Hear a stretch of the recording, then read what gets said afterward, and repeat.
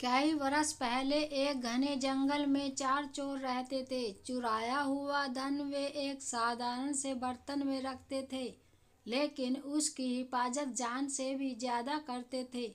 कुछ अरसे बाद उनका मन चोरी चकारी से उब गया। मैं तो ऐसी जिंदगी से तंग आ गया हूँ। हमें हमेशा चौकन्ने रहना पड़ता है, वरना हम पकड़े भी जा सकते हैं। एक ने अपना दुखड़ा रोया। हाँ, मैं भी चाहता हूँ कि हम लोग एक शांत सच्ची जिंदगी जिए। दूसरे चोर ने हाँ में हाँ मिलाई। बहुत अच्छा, हम जंगल छोड़कर किसी ऐसे शहर चलते हैं जहाँ हमें कोई जानता न हो। शायद कोई साफ सुथरा काम धंधा ही हाथ लग जाए। तीसरा बोला। तीन चोरों को तो यह सुझाव पसंद आया और उन्होंने तय कर लिया कि वे जंगल छोड़ देंगे। लेकिन चौथे चोर ने को अपनी जीविका के लिए कोई खरा धंधा करने की योजना पसंद नहीं आई।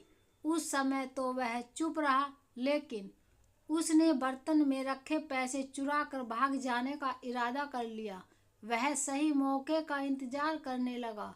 चारों चोर एक शहर पहुंचे और वहां एक धर्मशाला सत्रम में रुक गए।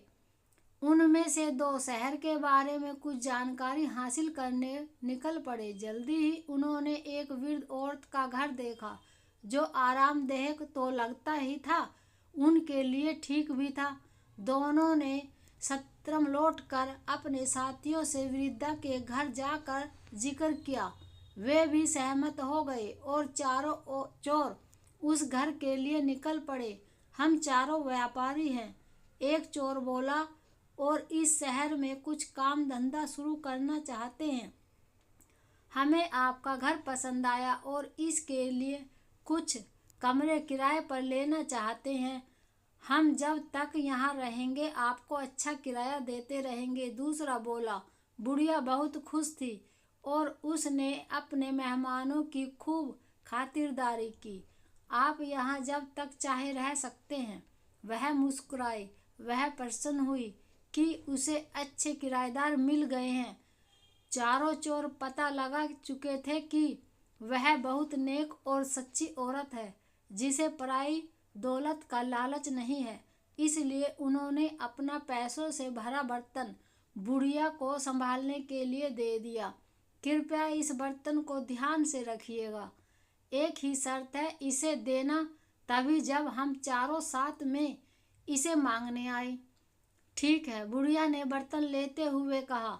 वह अपने घर के पिछवाड़े गई और देखने लगी कि कोई देख तो नहीं रहा। जब उसे तसल्ली हो गई तो उसने जमीन खोदकर उसमें बर्तन डाला और उसे वापस मिट्टी से ढक दिया। चारों और कुछ काम धंधे की तलाश में शहर चले गए। जल्दी ही वे काफी थक गए और बुढ़िया के घर से कुछ ही दूरी पर खड़े वट वृक्ष के नीचे बैठकर सुस्ताने लगे। तभी एक औरत लस्सी बेचती हुई वहां से निकली। चारों ने थोड़ी लस्सी खरीदने का निश्चय किया। लस्सी बहुत स्वादिष्ट थी। उन्होंने सोचा कि दोपहर के भोजन के साथ पीने के लिए थोड़ी लस्सी भी ले ली जाए। पर तीन चोर तो बहुत थक गए थे। लस्सी डालने के लिए बुढ़िया के घर से बर्तन लाने की हिम्मत किसी में नहीं थी। चौथा चोर, जो किसी ऐसी ही घड़ी की प्रतीक्षा में था, झट से जाने के लिए तैयार हो गया। वह बुढ़िया के घर पहुंचकर बोला, मुझे मेरे साथियों ने बर्तन लाने के लिए भेजा है, लेकिन मैं तो यह बर्तन तभी दूंगी जब तुम चारों इकट्ठे आओगे। वह मना करती हुई बोली। उस चोर के दिमाग में एक विचार आया।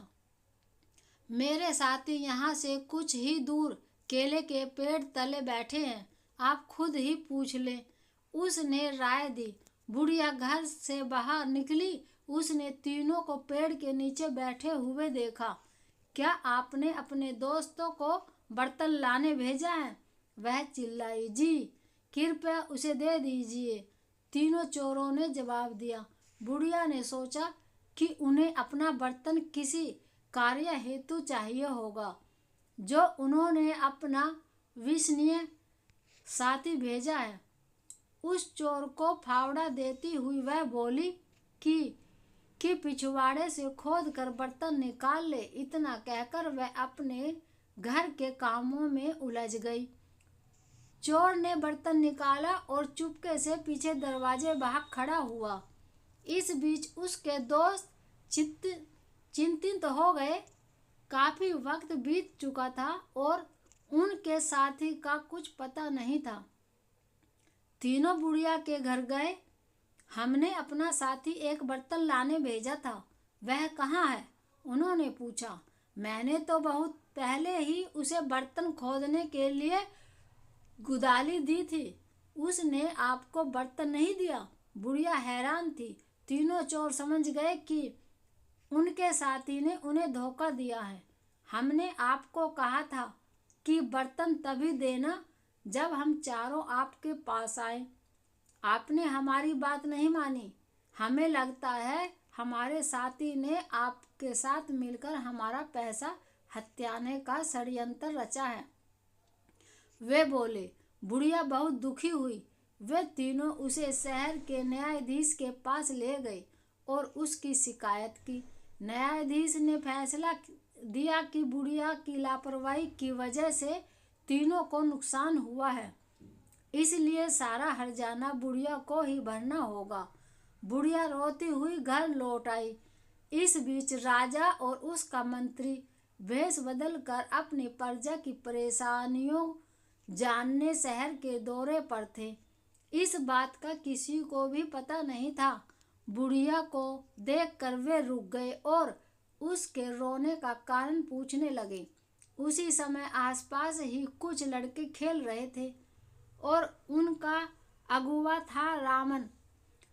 बुढ़िया की दुख भरी कहानी उसने भी सुनी। भगवान करे उन तीनों को तुम्हारे साथ ऐसा सुलूक करने की सजा मिले, रामन बोला। यह सुनकर राजा और उसका मंत्री बहुत हैरान हुए। उन्होंने रावण से पूछा कि क्या वह इस मामले का फैसला कर सकता है। रावण ने आत्मविश्वास के साथ सिर हिलाया और कहा कि वह अपना फैसला राजा के दरबार में ही सुनाएगा। अगले दिन महल में दरबार लगा। रावण न्यायाधीश के आसन पर बैठा था। उसने चोरों की कहानी सुनी।